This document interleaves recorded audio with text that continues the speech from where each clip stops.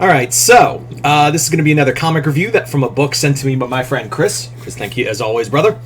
And today we're going to be talking about Kneel Before Zod. Kneel Before Zod was a book I was really interested in when it got announced at Comic-Con last year, and it's definitely a comic because I always love all things Superman, and that includes the villains, and Zod is up there. And I think this is the first time we've ever had a Zod miniseries. What also really sold it for me was that Joe Casey was also going to be writing it. So I was like, alright, we got actual caliber behind this comic. So to have Joe Casey write the character, that was really cool.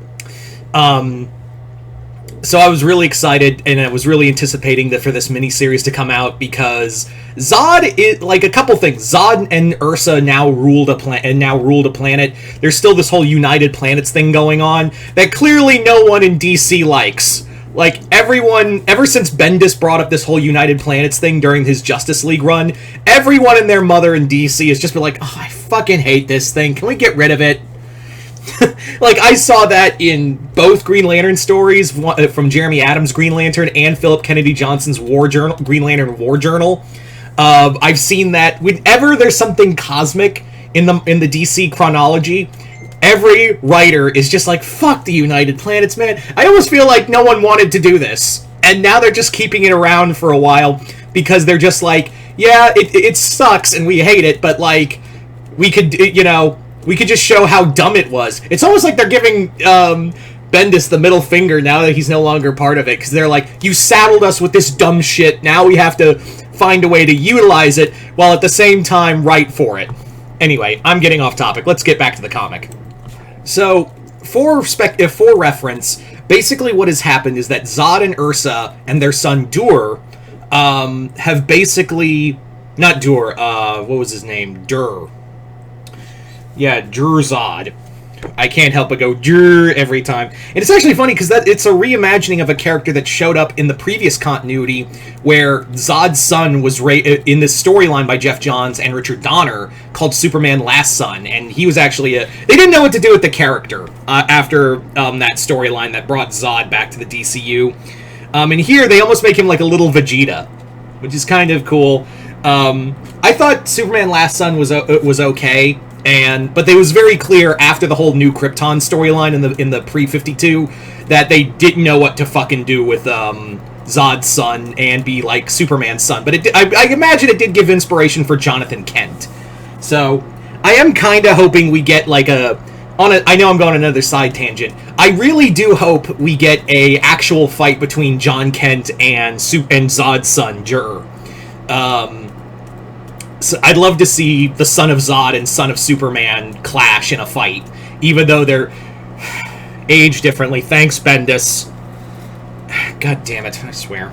Anyway, I'm getting off topic. So basically, the House of Zod have ruled over a primitive world, calling it New Kandor, and after Zod is basically building a new weapon to use to have as a negotiation tool against the United Planets, Ursa and his son are just like, where's the Zod that would go out and conquer worlds, not just like sit on the sidelines and wait to see what happens. And then when that happens, the Khunds attack. Look, I'm gonna be honest, there's no way I could pronounce this alien race name without it sounding just mildly awful. So, yeah, it's a race called the Khunds, who are basically DC equivalent of Klingons. The Khunds attack and actually utilize a weapon that actually causes the death of Ursa.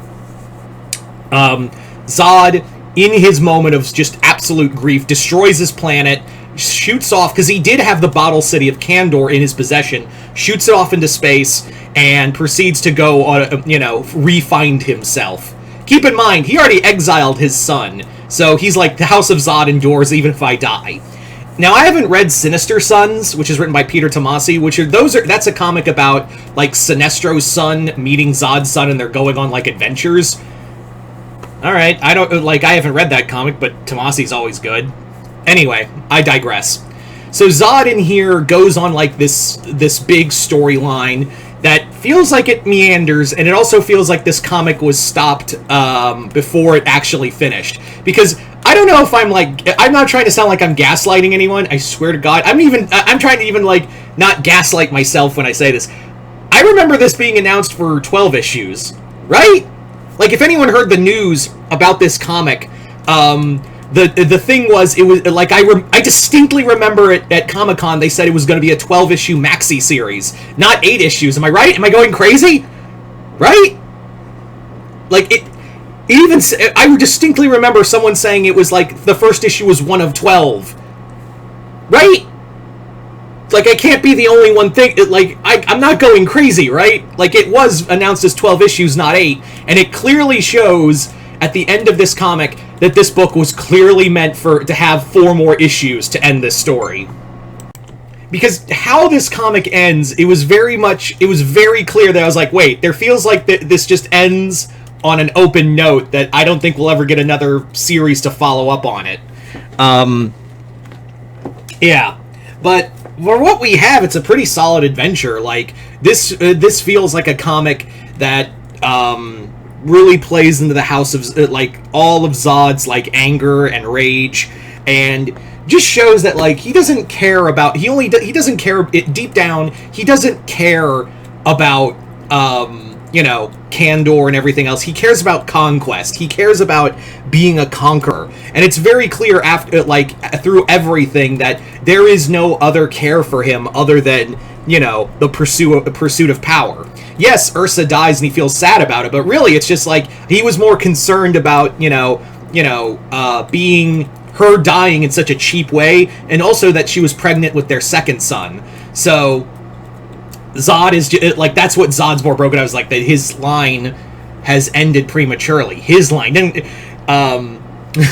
Ursa, he's just like, oh, I'm a little bummed about Ursa, but the baby in my line has ended. And they're like, well, what, don't you have another son? Yeah, I know.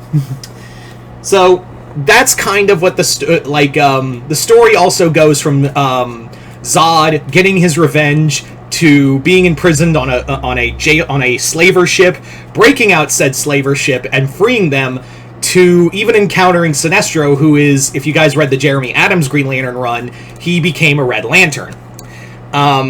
Then we also have, like, the appearance of Emerald Empress, who I was like, oh yeah, the Emerald Empress was still, I guess, is still in this timeline. She's not in the Legion of Superheroes timeline, because I guess, like, everyone forgot that she was from the future and was imprisoned by Amanda Waller to be part of her original Suicide Squad. So it's nice to see Joe Casey, of all people, remember that, unless there was another comic that featured Emerald Empress. I haven't seen it, so this is the closest I've got. Anyway. But yeah, like I said, how the comic ends, I sat there and was like, that's it? I feel like there was more. So, but for what we have, it's pretty good. I don't know if we'll ever I hope we get a follow-up, because it ends on such a note of, oh, that sounds really cool, I wish we saw that. And again, wasn't this for 12 issues? Right? Did they just cut it down to 8? I don't know. It just feels like it was. Also, I really enjoy the artwork, and it is kind of the artwork by Dan McDavid, and yeah, it's pretty solid. I really like I like how it fits Zod's like grittiness as well as his just absolute rage. Yeah, stuff like that. All in all, yeah, like, I really enjoyed it. I just feel like it ends too abruptly. That's my one criticism of the book, is that it ends too abruptly. But if you want to see Zod just uncut and just slaughtering aliens as well as fight Sinestro and the Emerald Empress, here you go. I didn't know if I wanted that in my life, but clearly I did. So yeah, I hope this gets a follow-up at some point, but yeah, all in all, still a pretty solid book. If you love Superman comics, then here you go. But yeah, once again, I'd like to thank my bro Chris for sending me this book, and yeah, once again, hope you all enjoyed this. I'm Mr. Multiverse. I'll see you next time in the Multiverse.